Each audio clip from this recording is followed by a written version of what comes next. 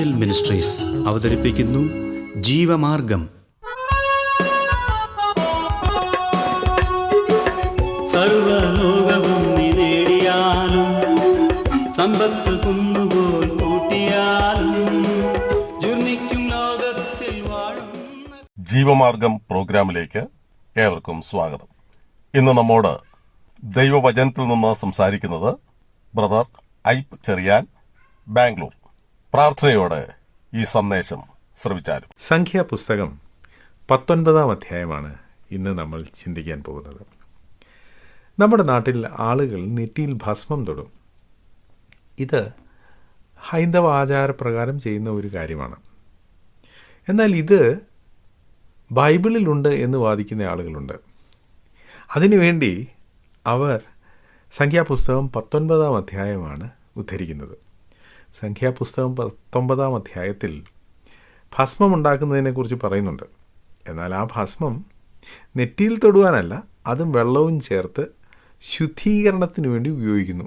ബൈബിളിൽ ഇതിനെക്കുറിച്ച് പറഞ്ഞിരിക്കുന്നത് ഇവിടെയാണ്. ഇതിൻ്റെ പേരിൽ ഭസ്മം തൊടുന്നത് ശരിയോ തെറ്റോ ആർഗ്യുമെൻറ്റിന് വേണ്ടിയല്ല ഞാനിത് പറഞ്ഞത്. ചില ആളുകൾ അങ്ങനെ പറയാറുണ്ട്, അതൊന്ന് സൂചിപ്പിച്ചു എന്ന് മാത്രം. 19 അധ്യായത്തിൽ യഹോവ പിന്നെയും മോശയോടും അഹരോനോടും അരുളിച്ചത്, യഹോവ കൽപ്പിച്ച ന്യായപ്രമാണം എന്തെന്നാൽ, കളങ്കവും ഊനവുമില്ലാത്തതും നുകം വയ്ക്കാത്തതുമായ ഒരു ചുവന്ന പശുക്കിടാവിനെ നിന്റെ അടുക്കൽ കൊണ്ടുവരുവാൻ ഇസ്രായേൽ മക്കളോട് പറയുക. നിങ്ങൾ അതിനെ പുരോഹിതനായ എലയാസറിൻ്റെ പക്കൽ ഏൽപ്പിക്കണം. അവൻ അതിനെ പാളയത്തിന് പുറത്തു കൊണ്ടുപോവുകയും ഒരുവൻ അതിനെ അവൻ്റെ മുമ്പിൽ വെച്ച് അറുക്കുകയും വേണം. ലേവ്യ പുസ്തകത്തിൽ യാഗം കഴിക്കുന്ന മൃഗങ്ങളെക്കുറിച്ച് വിശദീകരിച്ചിട്ടുണ്ട്. അതിൽ പറയുന്ന ഒരു കാര്യം, അവ ഊനമില്ലാത്തവയായിരിക്കണം, ഒരു കുറവും അതിനുണ്ടാകാൻ പാടില്ല. എന്നാൽ ഒരിടത്തും യാഗം കഴിക്കുന്ന മൃഗത്തിൻ്റെ നിറത്തെക്കുറിച്ച് പറഞ്ഞിട്ടില്ല.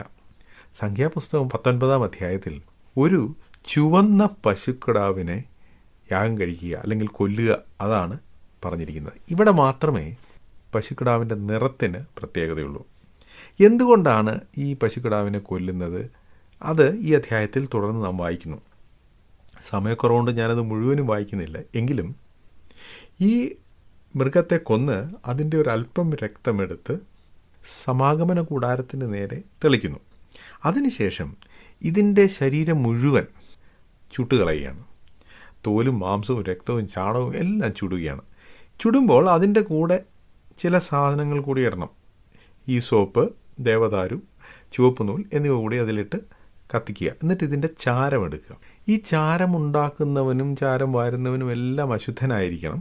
എന്നിട്ട് ഈ ചാരം വാരി ശുദ്ധിയുള്ള ഒരു സ്ഥലത്ത് വയ്ക്കുക. എന്താണ് ചാരത്തിൻ്റെ പ്രത്യേകത? ഈ തലമുറയിൽ ജീവിക്കുന്ന ആളുകൾക്ക് ചാരം കണ്ടാൽ അറപ്പ് തോന്നും, അതുകൊണ്ടൊരു ഉപയോഗവുമില്ല എന്നാണ് തോന്നുക. എന്നാൽ വാസ്തവം അതല്ല. ഒരു 50 വർഷങ്ങൾക്ക് മുമ്പ് നമ്മുടെ നാട്ടിൽ സോപ്പില്ലായിരുന്നു. ആദ്യം സോപ്പ് വന്നത് ശരീരം തേക്കാനുള്ള സോപ്പും പിന്നെ തുണി കഴുകാനുള്ള സോപ്പുമാണ്. പാത്രങ്ങൾ കഴുകാനായിട്ടുള്ള സോപ്പില്ലായിരുന്നു. വിമ്മും ലിക്വിഡ് സോപ്പും ഒന്നുമില്ലായിരുന്ന കാലം. അന്ന് നമ്മൾ പാകം ചെയ്ത പാത്രങ്ങളും ഭക്ഷണം കഴിച്ച പാത്രങ്ങളും വൃത്തിയാക്കുവാൻ ഉപയോഗിച്ചിരുന്നത് ചാരമാണ്. അന്ന് ചാരത്തിന് ബുദ്ധിമുട്ടില്ലായിരുന്നു, കാരണം വിറക് കത്തി ആയിരുന്നല്ലോ നമ്മൾ ഭക്ഷണം പാകം ചെയ്തിരുന്നത്. അപ്പോൾ ചാരത്തിന് വസ്തുക്കളെ ശുദ്ധീകരിക്കാനുള്ള ഒരു കഴിവുണ്ട്. അതിൻ്റെ പ്രത്യേകത എന്തുകൊണ്ടാണ് എന്നൊക്കെ അറിയണമെങ്കിൽ രസതന്ത്ര പുസ്തകം വായിച്ചു നോക്കിയാൽ മതി, കെമിസ്ട്രി പഠിച്ചാൽ മതി, മനസ്സിലാവും. ചാരം വൃത്തിയാക്കാൻ ഉപയോഗിക്കുന്ന ഒരു വസ്തുവായിരുന്നു. നിങ്ങൾ ഒരു പക്ഷേ കണ്ടു കാണും, കിണർ വൃത്തിയാക്കുന്ന സമയത്ത് കിണറ്റിൽ ചിരട്ട കത്തിച്ചിടുന്നത്. അതും ശുദ്ധീകരണത്തിന് വേണ്ടിയാണ്. അപ്പോൾ കരിയും ചാരവും ശുദ്ധീകരണത്തിന് വേണ്ടി ഉപയോഗിച്ചിരുന്നു. ഇവിടെ എന്ത് തരം ശുദ്ധീകരണത്തിനാണ് ഈ ചാരം ഉപയോഗിക്കുന്നത് എന്ന് പറഞ്ഞിട്ടുണ്ട്. ഒരു വ്യക്തി ശവം തൊട്ട് അശുദ്ധനായാൽ അവനെ ശുദ്ധീകരിക്കാൻ വേണ്ടിയാണ് ഈ ചാരം ഉപയോഗിക്കുന്നത്. അപ്പോൾ ശാരീരികമായ ശുദ്ധീകരണത്തിന് വേണ്ടിയാണ് ഇത് ഉപയോഗിച്ചിരുന്നത്. ഈ ചാരം ഉറവ് വെള്ളത്തിൽ കലക്കി ആ വെള്ളം തളിക്കുക, ഇങ്ങനെയാണ് ആളുകളെ ശുദ്ധീകരിച്ചിരുന്നത്. ഈ ശുദ്ധീകരണത്തിന് ആവശ്യമുള്ള ആളുകൾ ഒന്നുകിൽ ശവത്തിൽ അറിഞ്ഞുകൊണ്ട് തൊട്ടു. ഒരു വ്യക്തി മരിച്ചു, അയാളുടെ ശവം അടക്കണം, ആരെങ്കിലുമൊക്കെ ശവം എടുത്തുകൊണ്ട് പോകണ്ടേ. അങ്ങനെ ശവത്തിൽ തൊട്ട ആളുകൾ അശുദ്ധരാകുന്നു. അങ്ങനെയുള്ള ആളുകളെ ശുദ്ധീകരിക്കുവാൻ വേണ്ടി ഈ ചാരം ഉപയോഗിച്ചു. അല്ലെങ്കിൽ ഈ ചാരം ഉറവ് വെള്ളത്തിൽ ചേർത്ത് ആ വെള്ളം 3-ാം ദിവസവും 7-ാം ദിവസവും അശുദ്ധനായ ആളുടെ മേൽ തളിക്കുന്നു. ഇനി വേറൊരു കാര്യം, ശവത്തിൽ തൊടാതിരിക്കുക എന്ന് പറഞ്ഞാൽ മനഃപൂർവ്വം ശവത്തിൽ തൊടണ്ട എന്ന് കരുതിയാലും ചിലപ്പോൾ നാം ശവത്തിൽ തൊട്ടു എന്ന് വരാം. കാരണം നമ്മുടെ വീട്ടിലോ നമ്മുടെ അടുത്തിരിക്കുന്ന ആരെങ്കിലുമോ പെട്ടെന്ന് മരിച്ചാൽ അയാൾ ശവമായില്ലേ. അപ്പോൾ നാം ശവം മൂലം അശുദ്ധരായി. അങ്ങനെയുള്ള ആളുകൾക്കും ശുദ്ധീകരണത്തിന് വേണ്ടി ഈ ചാരം ഉപയോഗിക്കണം എന്നാണ് പറഞ്ഞിരിക്കുന്നത്.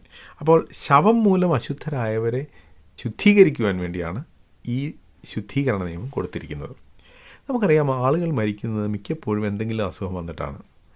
ആ വ്യക്തിക്ക് എന്തെങ്കിലും ഒരു ഇൻഫെക്ഷൻ ഉണ്ടായിരുന്നെങ്കിൽ, അണുബാധ ഉണ്ടായിരുന്നെങ്കിൽ അത് മറ്റുള്ളവരുടെ മേൽ പടരാനുള്ള സാധ്യതയുണ്ട്.